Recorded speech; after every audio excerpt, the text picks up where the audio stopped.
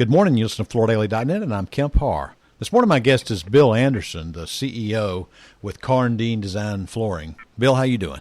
I'm doing fine, Kemp. How are you? I'm good. I've caught you at Karndean USA headquarters in Pittsburgh. Thought I'd spend a few minutes talking about how the business is doing. Before we get to that, though, let's talk a little bit about your background. You're one of those executives in our business that's got a really interesting sports background because you played for the Nittany Lions in college, didn't you?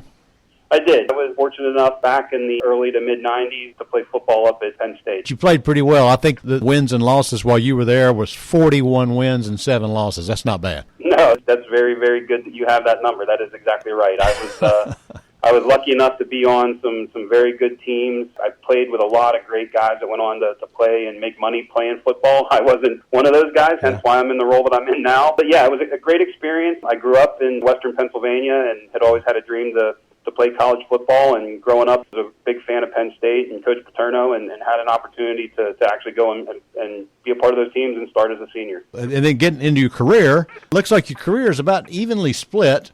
You spent the first part of your career in kind of a sourcing, purchasing manager role with several companies, one of them being GE, and then you've been with Karndean. So I think 11 years now at Karndean, right? That's correct. I'm a supply chain guy that had an opportunity in 2009 when Ed Perrin called and asked me to interview. That we were trying to build our foundation from a company standpoint back when we were kind of climbing out of the first recession back in 08, 09, and we had our eyes on trying to make the most out of this. And it's interesting because with us only doing LVT, I'm a flooring guy, but I'm really just an LVT flooring guy because that's all I know. Mm-hmm. And you've had this CEO role for about a year and a half, right?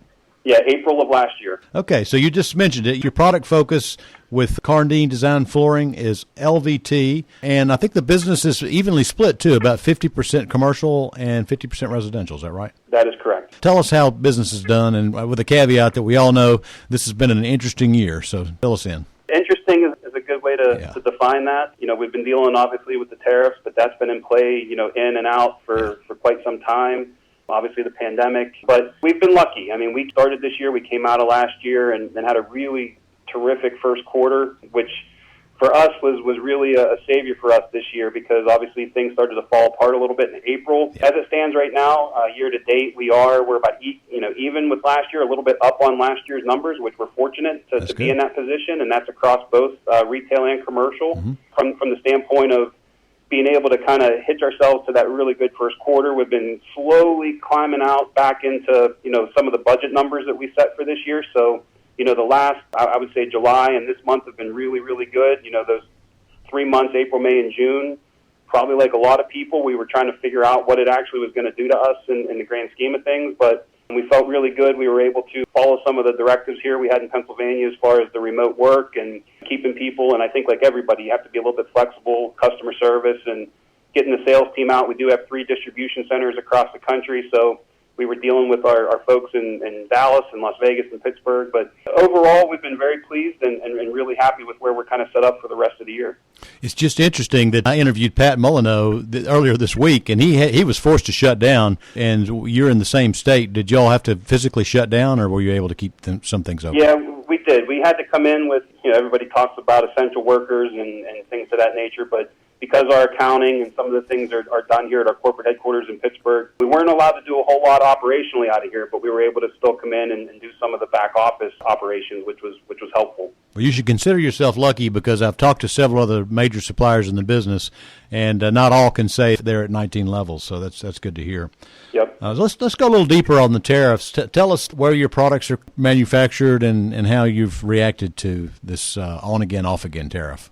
Again, because we've been dealing with the tariffs for some time, our products are made all over the world. We are a global company. Yeah. Our supply chain is probably the same as others and different from others because we are trying to service a global company. Our global headquarters are in England, and we have a big operation in Australia, all across the globe. So, for us, having that global supply chain model, it has challenged us to try and look at creative ways to try and make sure that we are doing the right thing, not only from our company standpoint, but then again, how that rolls out to the rest of our customers. So, doing creative things, looking at other factories, looking at opportunities to try and do some price negotiations, things of that nature, to try to make sure that the impact isn't the full impact that we're all seeing. Mm-hmm.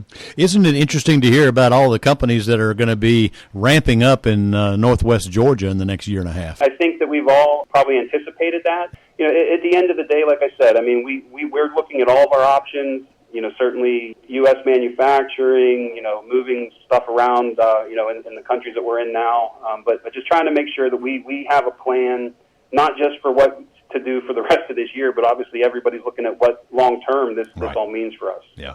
Well, you're in the fastest growing category, and you've added on the end of your name Karndean Design Flooring. That leads me to the next question. When you start talking about what sets you apart, tell us what makes Karndean a little different. Well, we've made our brand on design flooring, hence why we're very proud of having that in our name. That goes with the ability to not only take the glue down aspects of what we do and put a design spin on that. We are constantly trying to develop the look. We do play across all the different formats, so trying to keep the design aspects in our rigid core, and not only that, but the loose lay and glue down. So when you look at us, we feel that we do offer something in all those different areas. We can play in volume, we can play in specifics as it relates as you have to commercially. And in glue down, the fact that we do feel that there are a lot of design aspects with some of the add-ons you can do with our product, with design strips and, the different things that go with our glue down products that allow us to have that design aspect out there. Right. I mean, for those that haven't looked at it, I mean, you can do whole rooms with borders. You've got a component system that's probably very unique. And just to put a little bit more emphasis on this design aspect, one of your product lines is called Van Gogh, isn't it? It is, and that was a lot of our long-standing brand names are Van Gogh, Da Vinci, Michelangelo. We've had a lot of influence, to try and bring that thought process in when you think Karndean, that there is a lot of design in it. Mm-hmm. So as we look to the future, one of the things that everybody's wondering about is, what's going to go on with offices, with everybody staying at home. We all are seeing this emphasis with people fixing up their homes. So that's probably not just short term, would you think? Yeah, and I'm a perfect example. I have two boys at home that my wife is I'm trying to work at home sometimes, so it's an office. You got social aspects of the home and trying to pull people in from people aren't going out to restaurants and bars. People are being home, and you might have a dinner in your kitchen and then go out to the fire pit or something like that. And then you also have the education aspect. Our dining room right now is set up for 2 kids to be learning remotely. So a lot of activity happening in the home, and certainly people are looking to refresh that, which I think is going to lead to a lot of good business for all of us. Yeah. Well, last question. The fact that Surfaces is pushed back, last Surfaces is the first time that I shook your hand. You had a hospitality event. It was very nice. So with Surfaces moving to June, we'll have to find an alternative for launching Season 1 products, right? Absolutely, and we're working on that now, and we always try to combine our national sales meeting around that same time, so we're trying to get creative on how we do that. But yeah, I mean, I think it's created challenges for all of us, but I know that our team is up for the task, and it's certainly challenging us all to figure out how we can be creative and make sure that we don't miss a beat.